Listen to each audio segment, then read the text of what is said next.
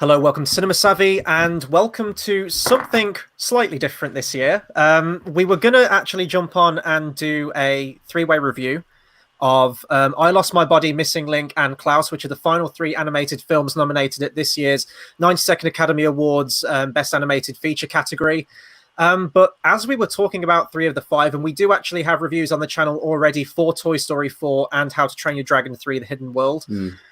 We just wanted to sort of give like a gloss over. We're going to review the three that we need to, but we're just going to talk about the category in general, this year's nominees, and what our favorites are, what we think deserves to win, and what probably will win. So if you look on your screens right now, you'll see a very, very nice thumbnail there of all the ones that we're going to be talking about, but not necessarily in that order. Before we get into the films, though, I just want to say we were actually just talking about this before we went live, Tayte. This is a very, very strong year for animation in terms of this category, in that we are blessed with like so many different kinds of animation.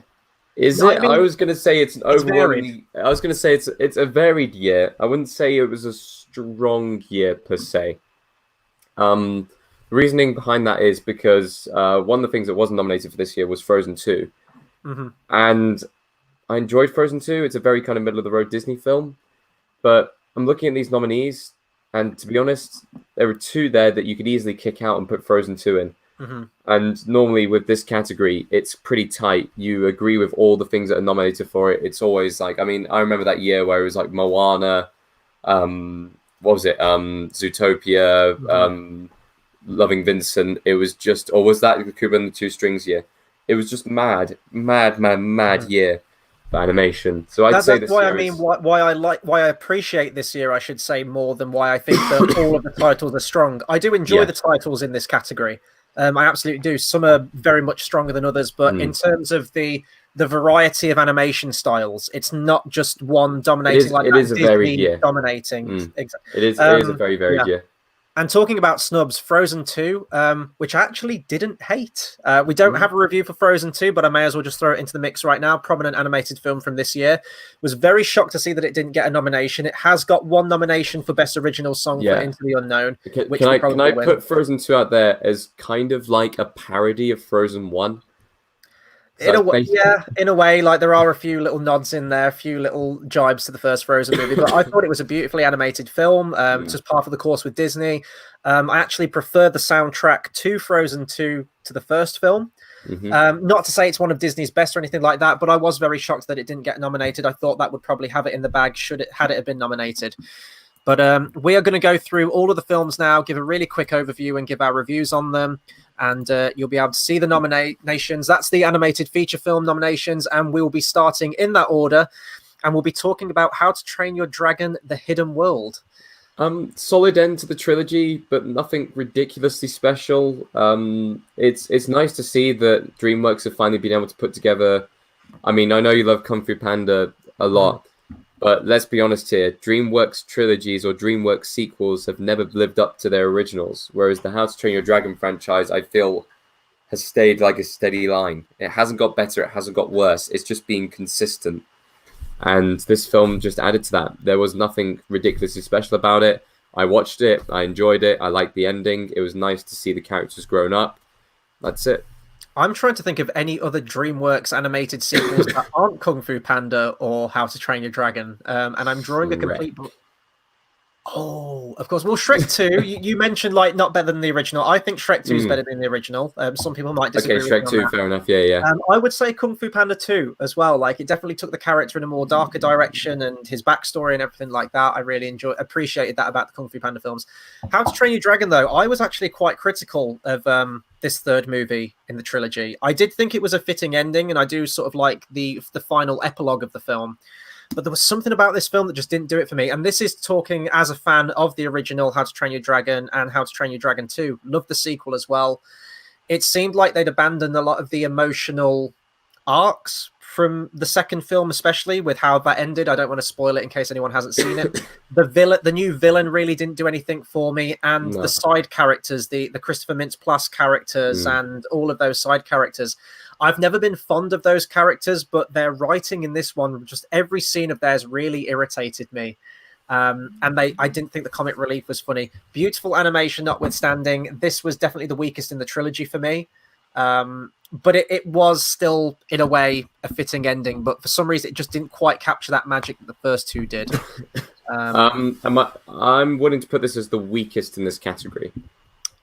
I would agree. Yeah, no, I would totally agree with that. I was going to say possibly the missing link, maybe, but did it get nominated purely because just out of the fact that it's a DreamWorks film? I'm guessing that the others must have been nominated as well. I was going to say, do you think they gave it to How to Train Your Dragon because it is the finale to the trilogy, and it's kind I guess of so. like I'll be honest. How to Train Your Dragon 2 probably should have won Best Animated Feature that year that it came out. Mm-hmm. I think that was against Frozen 1. Yeah, that was like 2013, 2014, I think it was, wasn't it, that came out? Yeah.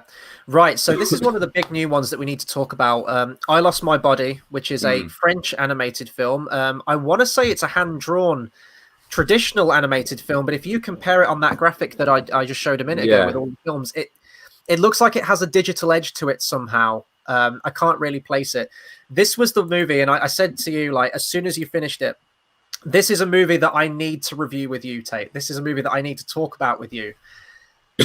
This is one I'm going to watch again. Absolutely. Out of all of these on the list, the one which I'm immediately going back to is I Lost My Body. Yeah. And I actually watched this very late at night, and this is a very artistic film. There's a lot of metaphor in there. There's a lot to analyze. There's a lot to pick apart, which are never the best movies to watch when it's really late at night and you're drifting off to sleep. But this held my attention. And what's interesting about this film as well is, in terms of our viewing for it, I watched a English dub version. Against my will. If a film's in a foreign language, I always like to watch it in the native language that it was meant for. Nevertheless, I did watch a dub version, but you did actually watch the original French language version. I watched it in French. I want to say key differences to it, because I did watch like the first 2 minutes in English, and I noticed that the voice wasn't syncing up, and I was like, hold on, what language is this in? I saw it's French, and I thought, okay, I'll watch it. I'll watch it in French. And I want to say the better viewing experience probably would be in French. I will say that now. There's one thing which Chris messaged me about, a conversation in the film, which is fantastic. Probably the best scene out of all of these, possibly. Maybe Klaus has one which is possibly better as far as scenes are concerned, but probably the best scene out of all these animated categories, that if it was a short film, it would be fantastic. And in French, it works so well. I know you said it worked really well in the English dub version. It did and it didn't. There were hits and there were some misses, and I think a lot may have got lost in translation. That's why I had to ask you some things to just check if the scenes did marry up in their intention. For one, we should explain, with a title being as it is, I Lost My Body, what the film's about. So the main character, I'm just bringing up his name right now, Neufel, loses his hand in an industrial accident. And it's really, there is more to the story, but inherently the main plot of the film is his hand, kind of like the thing from Addams Family that walks across the floor. His hand trying to find his body and reattach to it. Very out there premise, very out there imagery. Yeah, this film deals with depression, the idea of loss. It deals with so much, and and it's when I saw that this was getting nominated, I thought, this artsy fartsy movie made by the French with like a hand that walks. But when you watch it, it's like what that hand represents, the current state that the main character is going through, and there are some outstanding scenes in this. Not only is it beautifully animated, just the fluidity of it all and how long it would have taken. The hand itself, like the hand as a character, because the hand very much is a character. It's almost like a separate entity from the main character. They get across so much emotion in this hand. Like you can almost feel what the hand's feeling. And it's not like a like a human shape. You can't express like facial human emotion, which is a key thing with animation.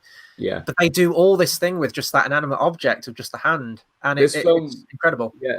This film, when I went into it, I thought, oh, it's going to be I Lost My Body. It's just going to be the story of the hand getting back and everything like that. I didn't realize it was going to be a horror film, because this film is a horror film. It's a horror thriller, basically.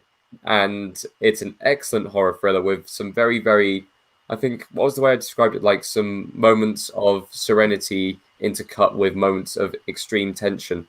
Mm-hmm. Like, it is fantastic. Highly recommend it. But it's an outstanding film when it hits you with those emotional punches, and it's open to interpretation as well. Like, what do you think the hand means, and it being severed from him, and why it's trying to get back to him? There's loads of things in the movie. We get flashback sequences as well to a very tragic past event that happens to the main character. And his relationship with the main female lead in it as well, Gabrielle. We talked about it. There's a conversation between them, which might be one of my favorite scenes from that year of movies. Definitely animation. It's just an outstandingly beautiful film. The soundtrack as well, very 80s synth, which I really appreciated. Quick question: do they have the French songs in there as well? They do, yeah. They still keep the French songs in there, which when I was watching the dub version, I was like, this is why I should be watching the French version. The one negative aspect that I had with the movie, I thought the voice acting was pretty good on the whole. I think Gabrielle was definitely the strongest with Alia Shawkat doing the English dub version. I didn't like Nufel being voiced by Dev Patel. It didn't seem like he was putting much emotion into the voice. It felt like he was just reading the lines rather than acting as a character. And Dev Patel's a fantastic I was going to say, that's quite interesting because Dev Patel's voice, his accent is very similar to the character, just not with the French accent to go with it. Like the tone of the voice is very similar. So I'd very much like to rewatch this in the native language, but it was just, it felt very flat his side, and especially that conversation scene, still a great scene, but I would love to see what it was like in your viewing experience compared to mine, where there was definitely a weak link in that dialogue there going on between the two characters. But this to me deserves to win it. I think that's the worthy winner out of all the titles that we have presented from us. It's not the one that I do think will win, but we'll move on to the next one now, which is another film I'm really excited to get your opinions on and to talk about, is Klaus. Now, before I pass over to you, a little bit of a funny story with this. So this was made by, it's an English language Spanish animated film. I'm trying to find the animation company name here. Sergio Pablos Animation Studios. I don't think I've actually seen anything made by this studios before.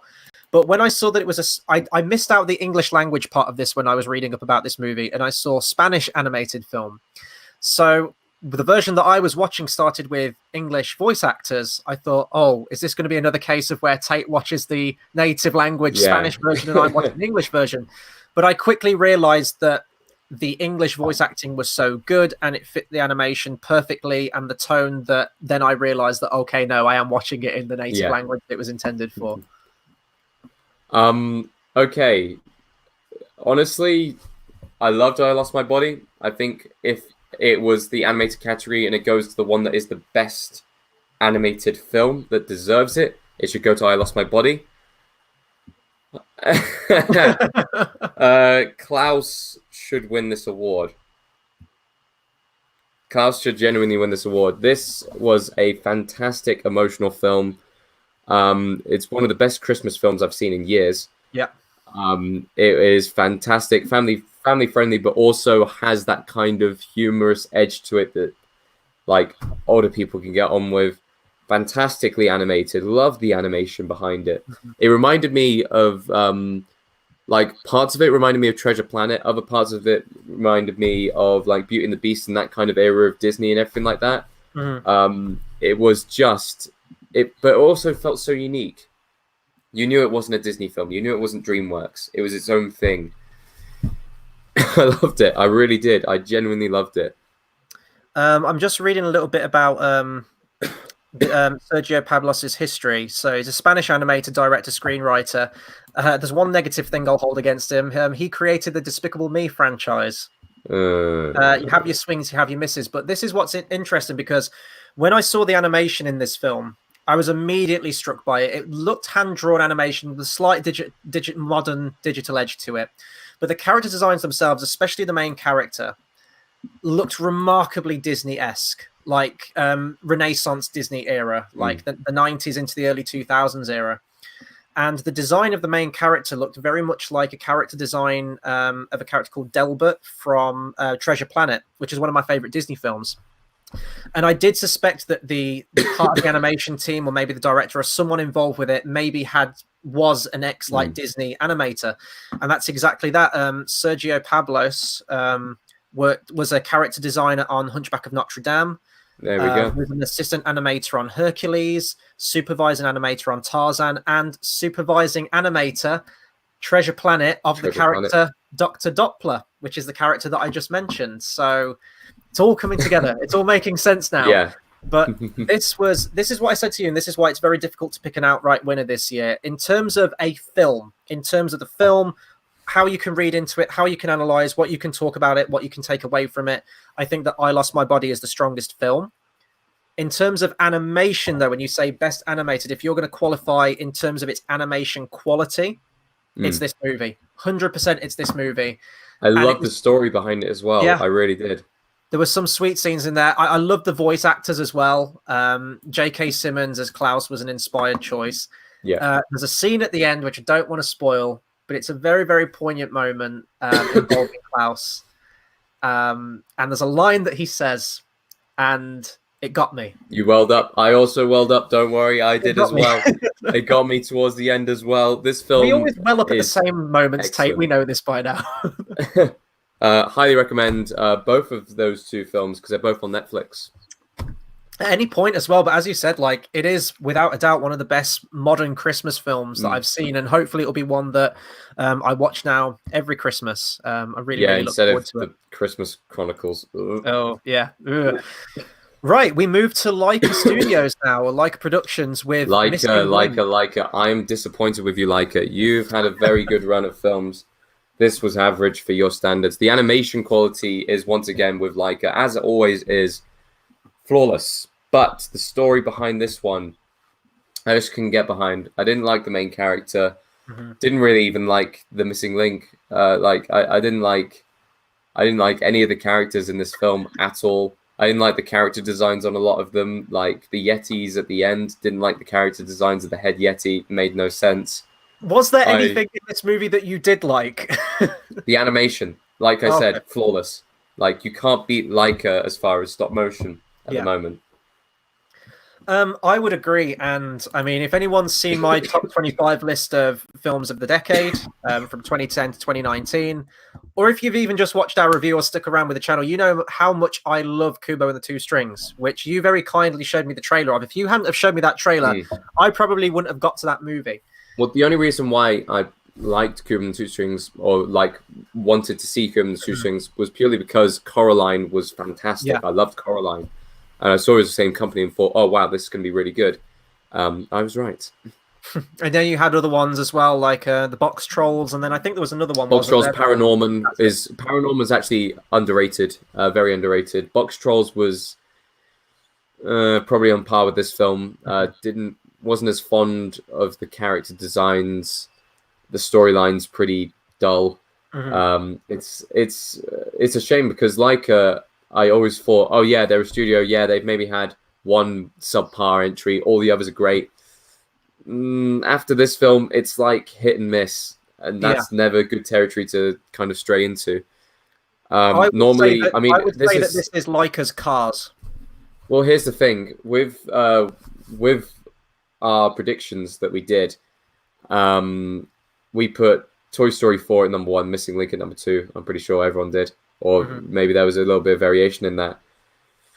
Sadly, that's probably going to be the case here still. Even though we've got I Lost My Body and Klaus, which are fully deserving of it, and I'd be happy if either of those two won it. When we move on to chat about Toy Story 4, which is probably going to be quite soon, it's going to win it purely because it's Pixar. And I know we broke the trend last year with Sony and Into the Spider-Verse, but that was an outlier. There would have been riots if they didn't pick that.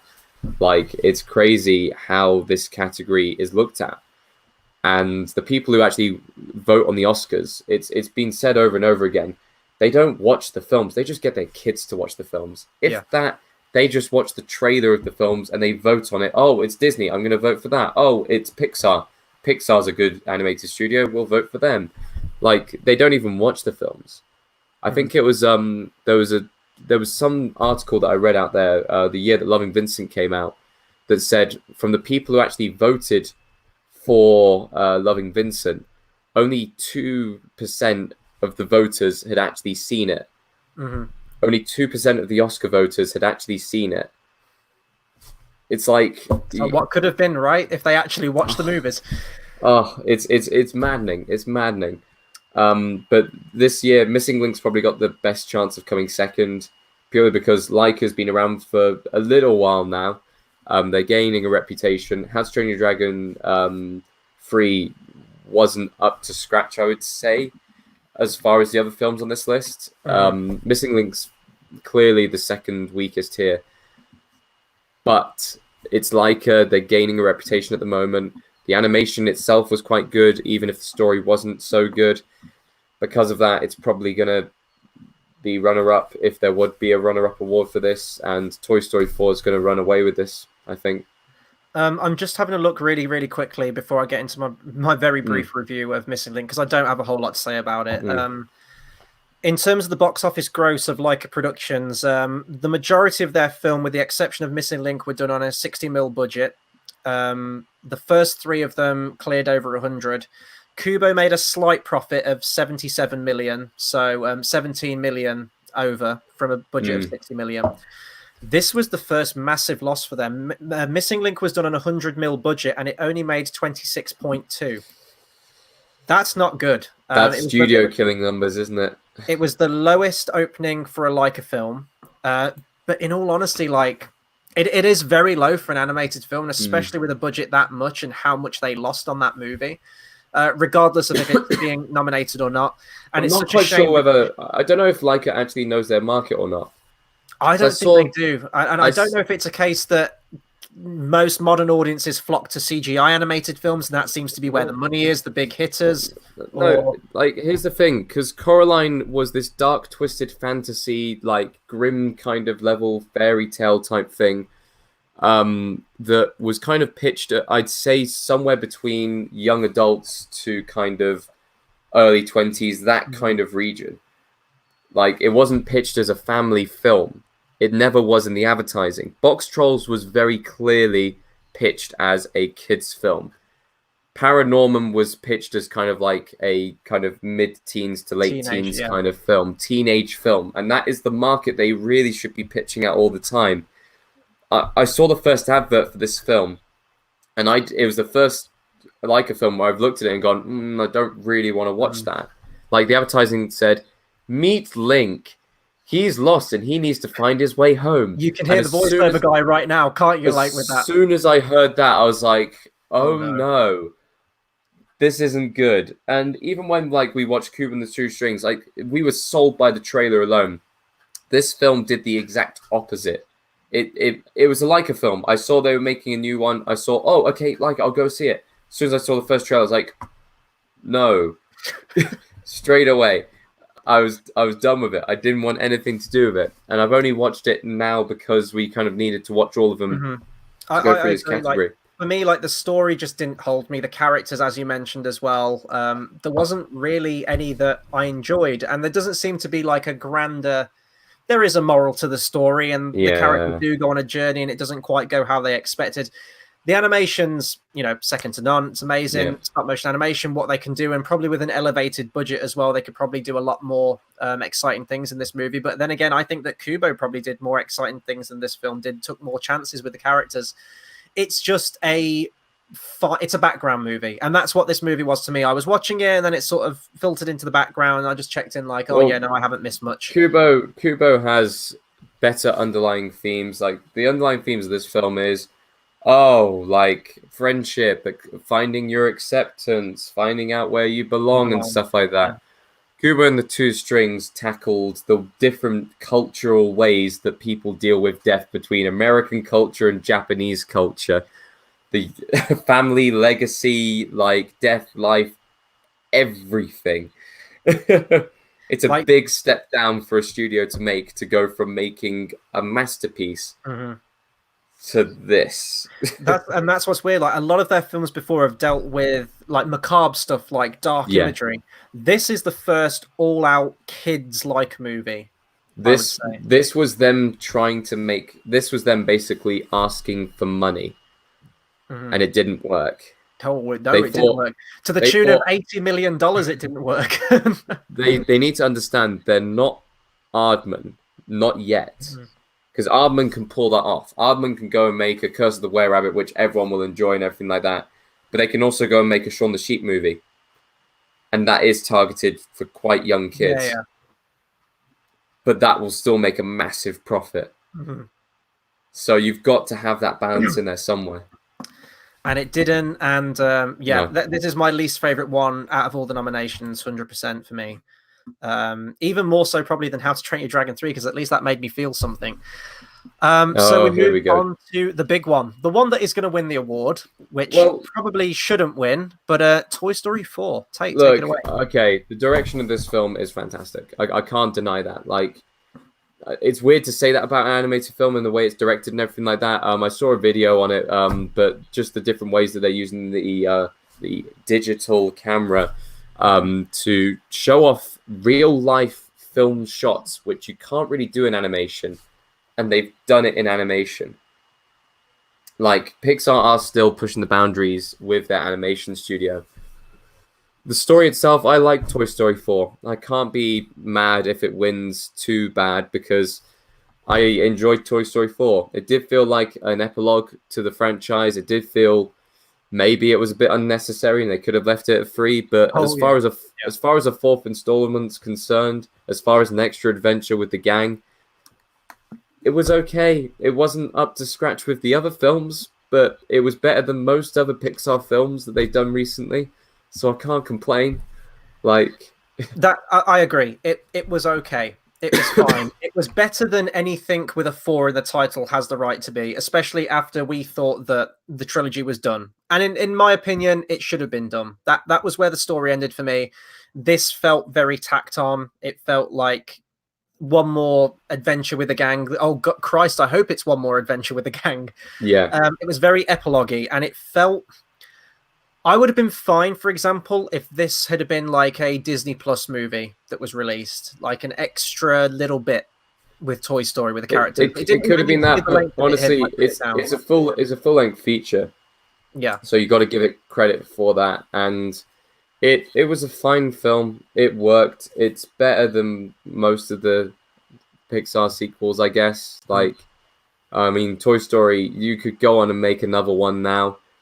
I don't think anyone would. Finding Dory's, your Monsters University. No, yeah, but no. Here's the thing with Toy Story 4, you're not you're kind of upset that they made it, but at the same time, it was a good story. It was a nice send off for some of the characters. It was a good adventure and everything like that. I was a bit skeptical with the advertising, with them pitching Forky quite heavily. Same. But in the end, the character was quite adorable, and you're happy to go along on the adventure with him. It was fine.